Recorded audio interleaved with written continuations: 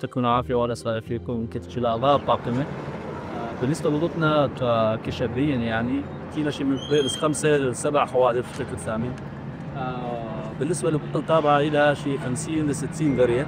بالنسبة لمشكلة الفوائد والسرعة يعني يفضل من جميع الإخوة أصلا في التزام بقوانين السير. أكيد مشاكل عم تصير بالقوات بصراحة من السرعة الزايدة.